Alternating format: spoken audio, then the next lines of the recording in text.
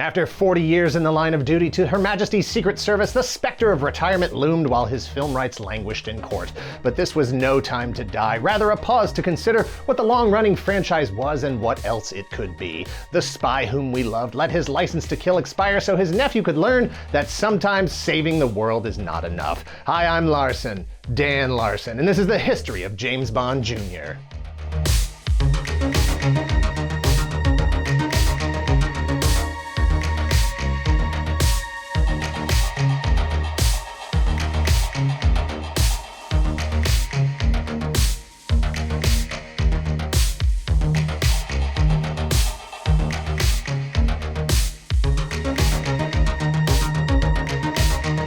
Thank you to KiwiCo for sponsoring this video. Go to kiwico.com/toygalaxy to get your first month free today.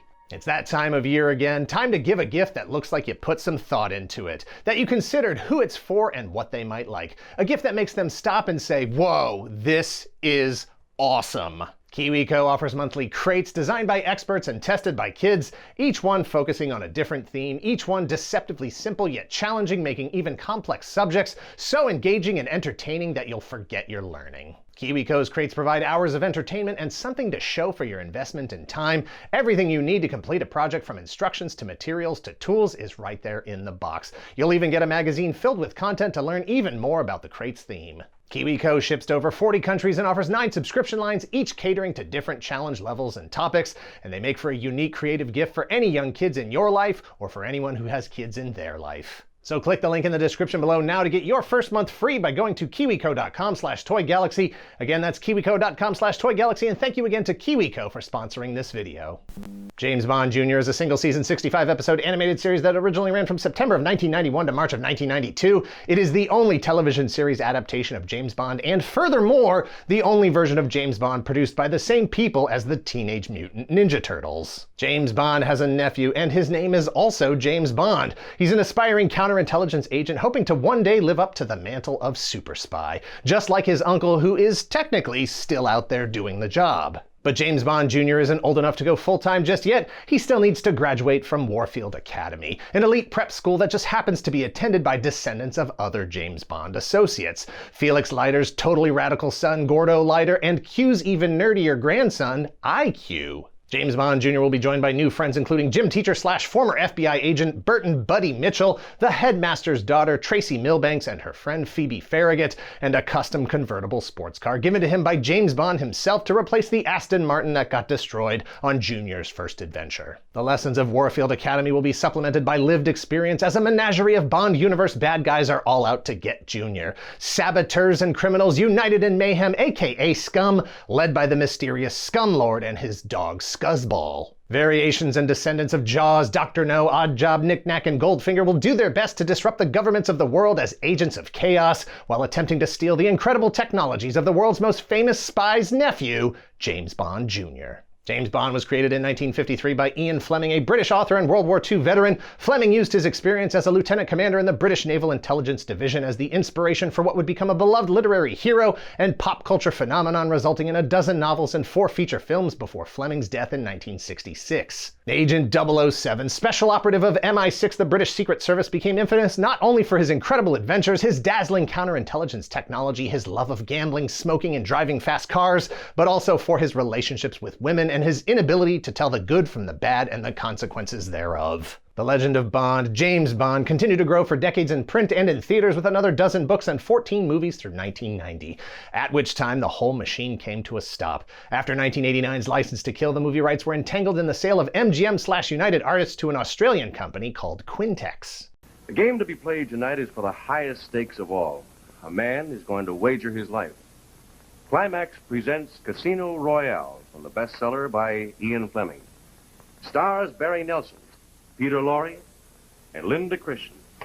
And now, Casino Royale. See, TV rights and movie rights are totally different entities frequently owned by different parties. In 1953, the TV rights to Fleming's first book, Casino Royale, were licensed by CBS Television in the US, which resulted in a 1-hour episode of the anthology TV series Climax in 1954. In 1955, the movie rights for Casino Royale were sold to producer Gregory Radoff. The movie rights for nearly all the other existing novels were sold to movie producers Albert Broccoli and Harry Saltzman in 1961, who intended to make James Bond into an ongoing movie franchise. Since the release of the first film, Dr. No, in 1962, the movie rights have been held by Broccoli and Saltzman in a company called Danjack, a portmanteau of their wives' names Dana Broccoli and Jacqueline Saltzman.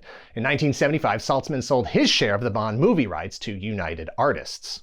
And so it was until 1989 when Quintex failed to complete the purchase of MGM UA, opening a window for French company Pathé Entertainment to jump the line, merging with MGM UA, creating a new company, MGM Pathé Communications. MGM Pathé attempted to recoup some of their purchase costs by having a clearance sale for things like United Artists' share of the movie rights to James Bond. In 1990, Danjack claimed that the sale violated the long-standing exclusive distribution agreement with United Artists and resulted in a lawsuit against MGM Pathé Communications.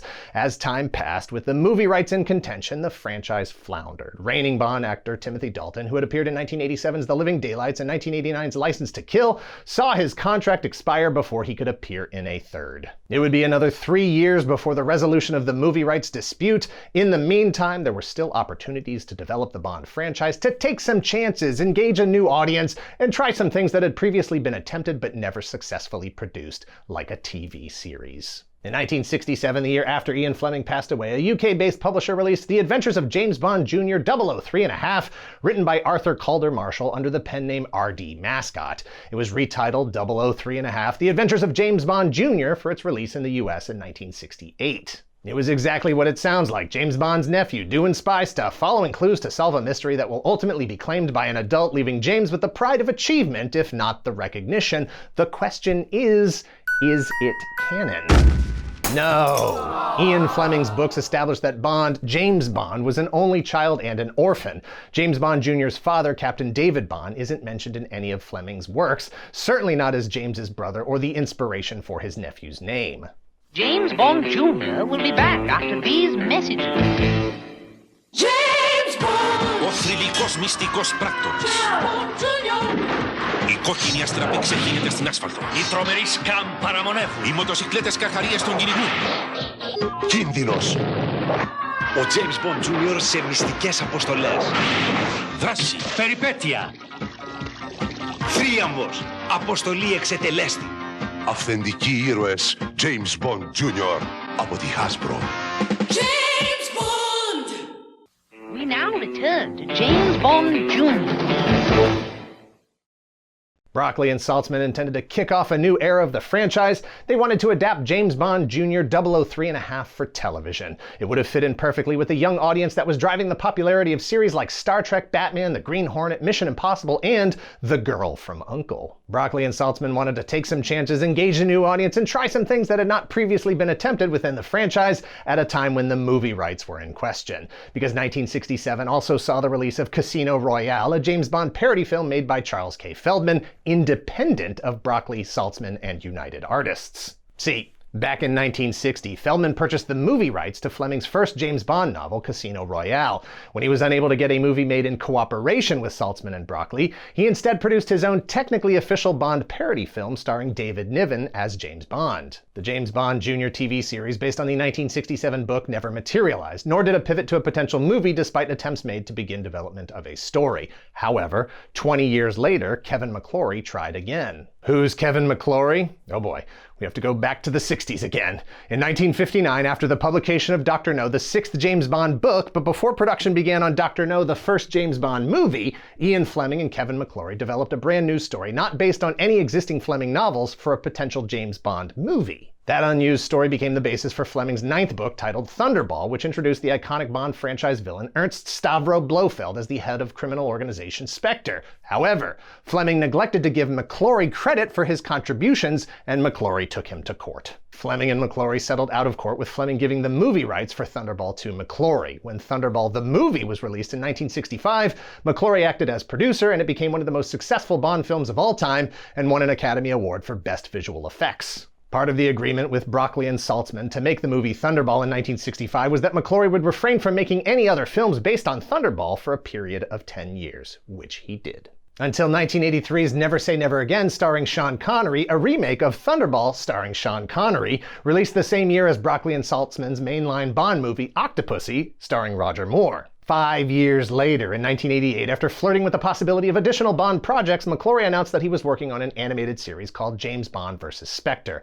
That never happened because lawsuits from MGM and Broccoli scared the living daylights out of anyone trying to get in on the Bond action. Nearly 40 years since his first appearance on television, James Bond returned in an official capacity. Sort of. James Bond Jr. is a 65-episode daily syndicated spin-off of the series, set in a world where James Bond actually has family but no time to dine with them.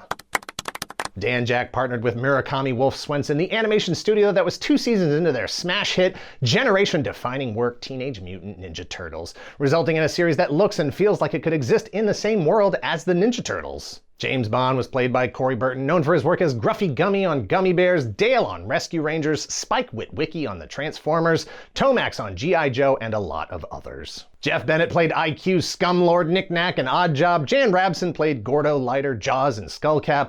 Mona Marshall played Tracy Milbanks. Susan Silo played Phoebe Farragut. And Frank Welker